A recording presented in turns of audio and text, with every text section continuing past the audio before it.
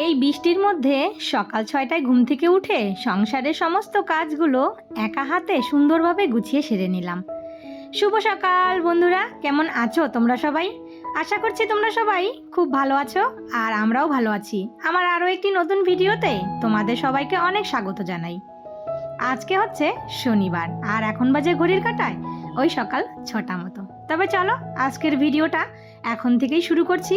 আশা করি ভিডিওটা তোমাদের একটু হলেও ভালো লাগবে। তো বন্ধুরা, ভিডিওটা কিন্তু পুরোটা দেখার জন্য অনুরোধ রইল। তো ঘুম থেকে উঠেই এই যে লেগে পড়েছি কাজে।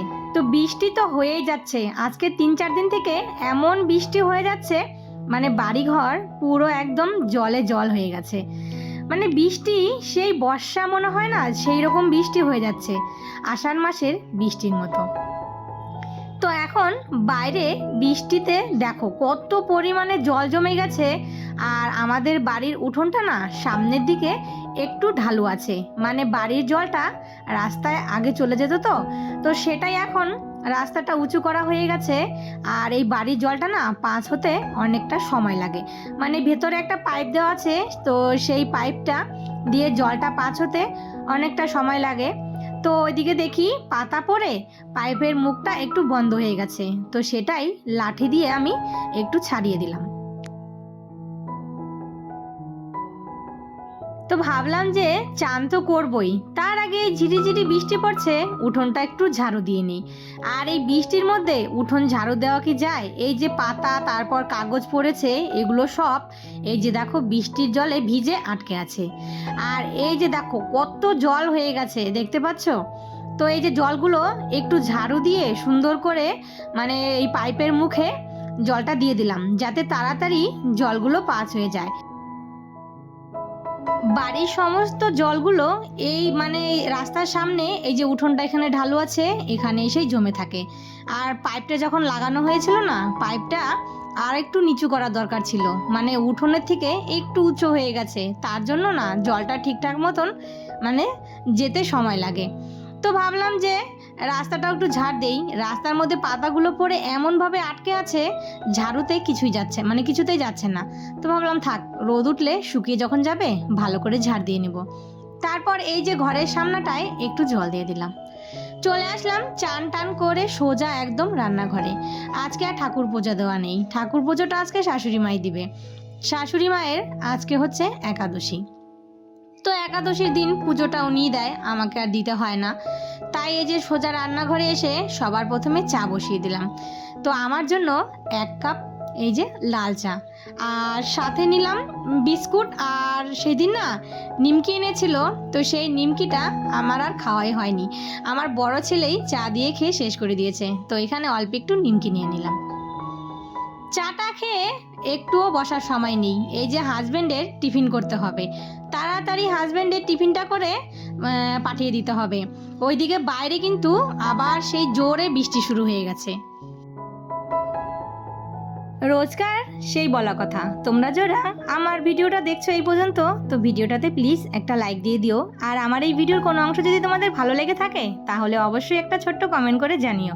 আর আমার এই ছোট্ট পরিবারে তোমরা যারা নতুন বন্ধুরা এসেছো, তারা অবশ্যই চ্যানেলটা সাবস্ক্রাইব করে আমার পাশে থেকো।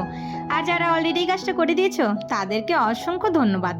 তো আমার একটা কথা বলা ছিল, মানে সেটা হচ্ছে, তো আমার এই কথাটাতে হয়তো অনেকেই রাগ করতে পারো, কিন্তু না বলে কথাটা থাকতে পারলাম না। সেটা হচ্ছে, অনেককেই দেখি তোমরা চ্যানেলে আসো, এসে সাবস্ক্রাইব করো, তারপর কমেন্ট করো সুন্দর করে, বলো যে আমি তোমার পাশে আছি, তুমিও আমার পাশে থেকো। তো অবশ্যই তোমার পাশে থাকবো, তার জন্য তো তোমাদেরকে আমার পাশে থাকতে হবে।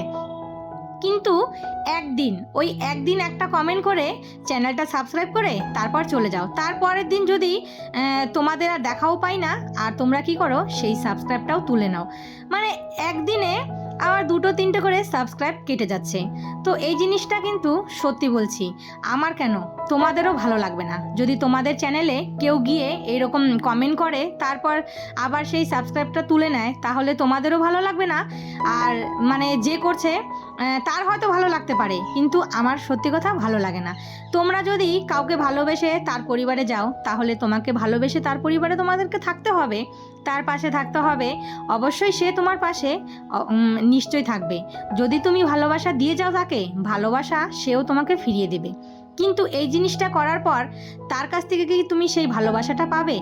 এইরকম জিনিস মানে তোমরা কিন্তু অনেকেই করছো, আর এই জিনিসটা কিন্তু একদমই ভালো লাগে না। তো এটা কিন্তু যারা করছো তাদের উদ্দেশ্যেই কথাটা বলছি, সবার জন্য না। যাই হোক, আমার এই কথাতে যদি তোমাদের কারো খারাপ লেগে থাকে তাহলে সেটা আমার করার কিছু নেই।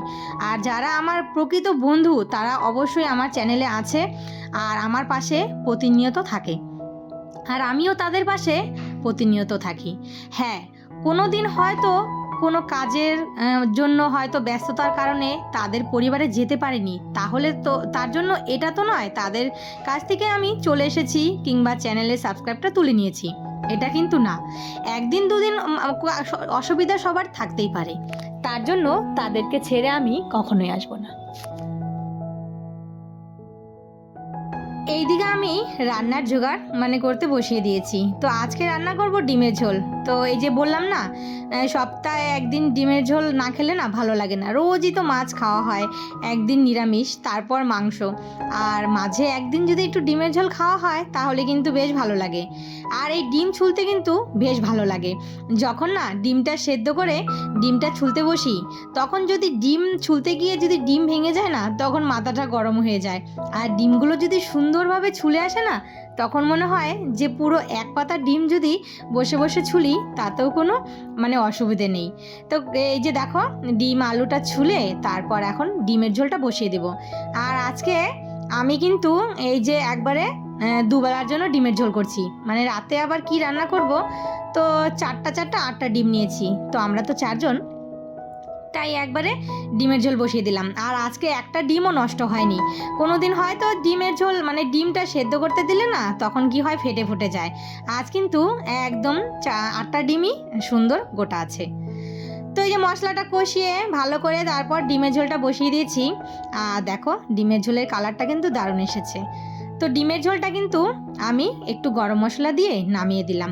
আর ডিমের ঝোল এই যে বললাম না দুবেলার জন্য করেছি, তাই দুটো গামলায় আলাদা আলাদা করে তুলে রেখে দিলাম, কেননা রাতেরটা আলাদা করে রেখে দিলাম যাতে আর ঘাটাঘাটি না করতে হয়। আর এখন গরমের দিন তো, আর করেছি একটু সবজি দিয়ে তোমার লোটে শুটকি।